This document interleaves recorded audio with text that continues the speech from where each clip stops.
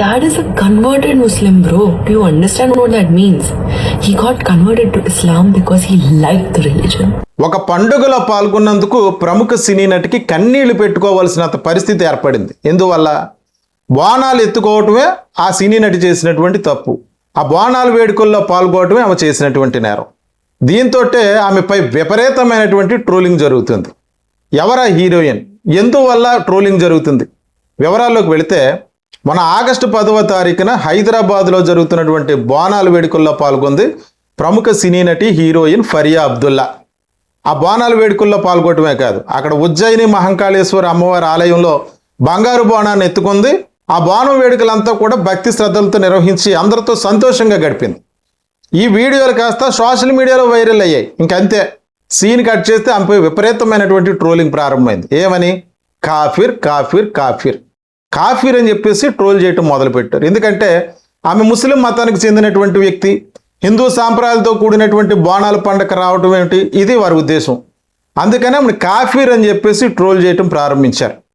10వ తారీఖు నుంచి జరుగుతున్న ట్రోలింగ్ అంతా చూస్తుంది. నిన్న కూడా ఆమె ఒక వీడియో రిలీజ్ చేసింది. చాలా భావోద్వేగంతో ఆ వీడియో రిలీజ్ చేసింది. నేను పుట్టుకతో ఇస్లాం కాదు, మా ఫ్యామిలీ కన్వర్టెడ్ ఇస్లాం. ఇతర మతాలన్నా వాటి సాంప్రదాయాలన్నా సరే మాకు ఎంతో ఇష్టం, వాటిని మేము చాలా గౌరవిస్తాం, చాలా గౌరవంగా అందులో పాల్గొంటూ ఉంటాం. దయచేసి ద్వేషాన్ని పెంచుకోకండి, ప్రేమను పంచండి.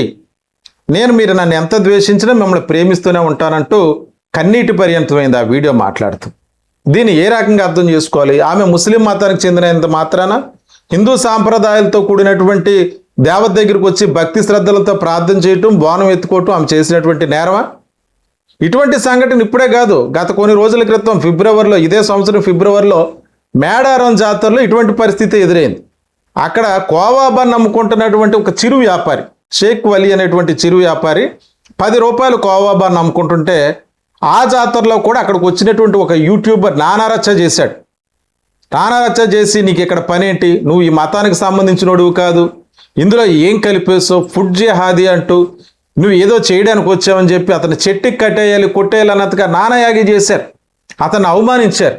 అయినప్పటికీ భయంతో అతను చిత్తశుద్ధి నిరూపించుకోవడానికి, అందులో ఏమీ కలపలేదని చెప్పి నిరూపించుకోవడం, తన కోవాబాన్ని తానే తిని, చూడండి కావాలంటే నేనే తింటున్నానని చెప్పేసి తన చిత్తశుద్ధి నిరూపించుకోవాల్సిన పరిస్థితి వచ్చింది.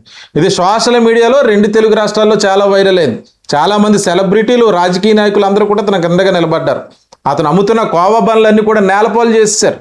ఫైనాన్షియల్గా అతనికి సపోర్ట్ చేశారు. చాలామంది సెలబ్రిటీలను అతను కలిసి అతనికి ధైర్యం చెప్పారు. ఇటువంటి పరిస్థితులు హైదరాబాద్లో ఇంతకు ముందుకు జరగలేదు. ఈ మధ్య కాలంలోనే ఇటువంటి మతతత్వం అంతా కూడా విషంలా పాకేసి ఇతర మతాల వాళ్ళు ఎవరైనా సరే వాటిలో పాల్గొంటే విషం జిమ్మేటువంటి కార్యక్రమం మొదలైంది. ముఖ్యంగా యూట్యూబ్ ఇన్ఫ్లుయెన్సర్ల ద్వారా. ఆ రోజు కోవాబాన్ అమ్మే వ్యక్తిని కూడా అక్కడ నానా రాద్ధాంతం చేసినప్పుడు యూట్యూబ్ ఇన్ఫ్లుయెన్సర్లే. కొంతమంది యూట్యూబ్ ఇన్ఫ్లుయెన్సర్లు ఆర్ఎస్ఎస్కి, బీజేపీకి తోటి అనుబంధంగా ఉంటూ వాళ్ళ డైరెక్షన్లో నడుతూ ఇతర మతాల మీద విషం చిమ్ముతున్నారు. మొన్న ఈ మధ్య చూసాం కొంతమందిని, కాక్రోచ్ జనతా పార్టీ వాళ్ళు ఉద్యమం చేస్తున్నప్పుడు కూడా వాళ్ళందరినీ దేశద్రోహులు, ఖాళిస్తానీలు, పాకిస్తానీలు అని చెప్పి లేడీసే, ముఖ్యంగా ఆడవాళ్ళు అయినటువంటి వాళ్ళే. నిన్న కూడా మగధా న్యూస్ అనేటువంటి ఆమె చెప్తుంది, ఈ దేశంలో ఉన్నటువంటి జాతీయ జెండాను రద్దు చేయాలి, ఈ దేశాన్ని హిందూ దేశంగా మార్చాలి, ఆర్టికల్ 13 రద్దు చేయాలి. ఆర్టికల్ 13 రద్దు చేయటువంటి ఇతర మతాలు అనేవి ఈ దేశంలో ఉండకూడదు, ఓన్లీ హిందూ మతం ఒకటే ఉండాలి. ఎర్రకోటపై కాషాయ జెండాను ఎగరవేయాలంటూ జాతీయ జెండాను అవమానించేటట్టుగా మాట్లాడు. ప్రాథమిక విధుల్లో ఒకటి జాతీయ జెండాను గౌరవించడం అన్నది. ఆ జాతీయ జెండాను అవమానించినట్టుగా మాట్లాడితే మరి ఇప్పటి వరకు ఆమెపై చర్యలు ఇవన్నీ కూడా తెలంగాణలో జరుగుతున్నాయి. మళ్ళీ తెలంగాణలో బీజేపీ ఏమైనా అధికారంలో ఉందా? కాంగ్రెస్ పార్టీ అధికారంలో ఉంది. మరి కాంగ్రెస్ పార్టీ నేతలు ఏం చేస్తున్నారో తెలియట్లేదు. ఇటువంటి వ్యాఖ్యలు చేస్తూ కాంగ్రెస్ పార్టీకి దగ్గరగా ఉన్నటువంటి పోలికతో ఉన్నటువంటి జాతీయ జెండా అది, అందువల్ల దాన్ని రద్దు చేసేయాలట. మరి అక్కడ సీఎం రేవంత్ రెడ్డి గారు ఈ విషయాన్ని గమనించారో లేదో తెలియదు. దానికి మళ్ళీ కులం రంగు, మతం రంగు, ఆ జాతీయ జెండాకి పార్టీల రంగు కూడా పులుముతుంది ఆమె. ఈ రకంగా ఒక జాతీయ జెండాను అవమానించి మాట్లాడుతున్న వ్యక్తులపై ఏ రకమైనటువంటి చర్యలు తీసుకోవాలి? ఒక ఫరియా అబ్దుల్లా సినీ నటి, సెలబ్రిటీగా ఉన్నటువంటి వ్యక్తే మత విద్వేషానికి గురవుతుంది. ఆమె కాదు, మొన్న కూడా రామ్లీలా మైదానంలో ఒక మీటింగ్లో పాల్గొన్నటువంటి ప్రముఖ ప్రతిపక్ష నేత, పార్లమెంట్లో ప్రతిపక్ష నేతగా ఉన్నటువంటి మల్లికార్జున ఖార్గే, జాతీయ పార్టీ అయినటువంటి కాంగ్రెస్ అధ్యక్షుడు ఆయన పాల్గొన్నటువంటి ఒక మీటింగ్ వల్ల అదంతా అపవిత్రపరచబడిందని గంగాజలాన్ని తీసుకొచ్చి ఆ ప్రాంతాన్ని అంతా శుద్ధి చేశారు. ఆయనట తమ విశ్వాసాల్ని అగౌరవపరిచే విధంగా మాట్లాడారట. ఆయన మాట్లాడింది ఏంటంటే ప్రభుత్వానికి వ్యతిరేకంగా ప్రభుత్వ కార్యక్రమాలు విమర్శిస్తూ మాట్లాడారు. కులాల కోసం మతాల కోసం ఆయన మాట్లాడలేదు. అటువంటి వ్యక్తి ఒక ప్రముఖ రాజకీయ నాయకుడే నన్ను అంటరానివాడిగా చూస్తున్నారంటూ పార్లమెంట్లో తీవ్ర ఆవేదన వ్యక్తం చేయాల్సిన పరిస్థితి. అంటే ఈ బీజేపీ ఆర్ఎస్ఎస్ యొక్క వ్యవస్థలు ఏం చేస్తాయి అంటే కొన్ని మీడియా ఛానల్స్ను, ఇటువంటి యూట్యూబ్ ఇన్ఫ్లుయెన్స్ను తమ చెప్పు చేతల్లో పెట్టుకుని అందరు ప్రజల మెదడులోని కూడా విషాన్ని నింపేటువంటి ప్రయత్నం చేస్తున్నారు. అంటే త్వరలో ఈ మతంలో, ఈ హిందూ మతం తప్ప ఈ దేశంలో ఇతర మతాలు ఏవి కూడా జీవించడానికి వీల్లేదు. యూట్యూబ్ ఇన్ఫ్లుయెన్స్లు కూడా చెప్పేది ఇదే కదా, వేరే మతాలు ఉండడానికి వీల్లేదు. ఆర్టికల్ 13 రద్దు చేయాలంటే అర్థం ఏంటి? వేరే మతం ఈ దేశంలో ఉండకూడదు, ఓన్లీ హిందువులు మాత్రమే ఉండాలి. పెద్ద పెద్ద సెలబ్రిటీలే ఈ రకమైనటువంటి విద్వేషాలు ఎదుర్కొంటుంటే సామాన్యుల యొక్క పరిస్థితి ఏంటి? మన కోవాబాను నమ్ముకున్నటువంటి ఆ వ్యక్తి కావచ్చు, లేకపోతే ఒక సెలబ్రిటీగా ఉన్నటువంటి ఫరియా అబ్దుల్ కావచ్చు, లేకపోతే మల్లికార్జున ఖార్గే కావచ్చు. ఇంక క్రైస్తవులు కూడా ఇంక వదిలేండి, క్రైస్తవుల గురించి చెప్పుకోవాల్సిన పని లేదు. ఎందుకంటే కొన్ని రాజకీయ పార్టీలు ఈ క్రైస్తవుల యొక్క ఓట్లు మాకు అవసరం లేదని చెప్పేశారు. ఆంధ్రప్రదేశ్లో అయితే రాజకీయ పార్టీలు 20% ఉన్నటువంటి క్రైస్తవులు మాకు ఓట్లు అవసరం లేదు. కొన్ని కోర్టులు కూడా ఈ ఇతర మతాల్లోకి వెళ్ళిపోయే వాళ్ళకి ఏ హక్కులు కూడా కల్పించబడమని తీర్పులు ఇచ్చేయటం. మరొక వైపు ఘర్వాపసి అని చెప్పేసి మళ్ళీ తిరిగి మతంలోకి రండి అని చెప్పి ఆహ్వానించడం. ఎందుకు ఇలాగ అవమానించడానిక?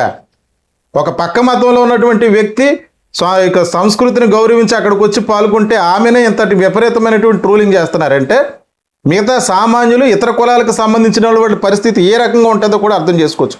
వీటన్నిటిని కూడా ఏ కోణంలో చూడాలి?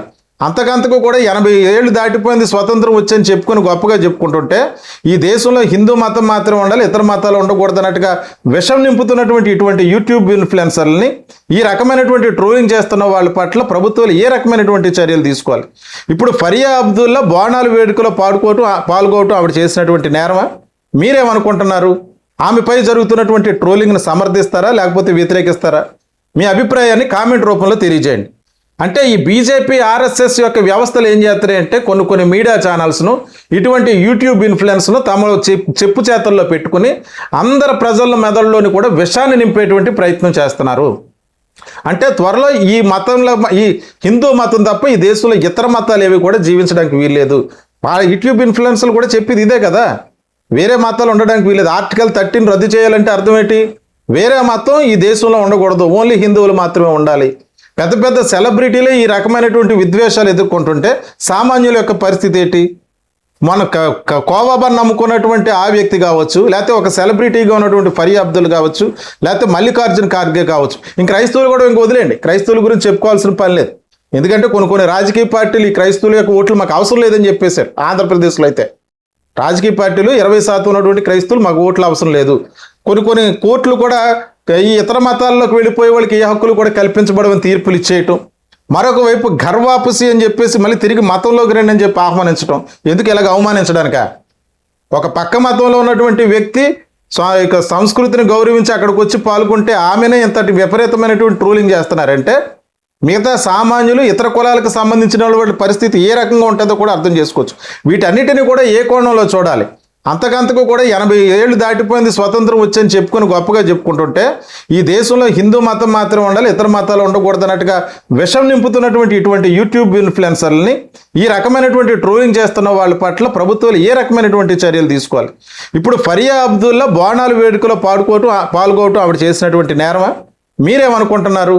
ఆమెపై జరుగుతున్నటువంటి ట్రోలింగ్ను సమర్థిస్తారా లేకపోతే వ్యతిరేకిస్తారా? మీ అభిప్రాయాన్ని కామెంట్ రూపంలో తెలియజేయండి.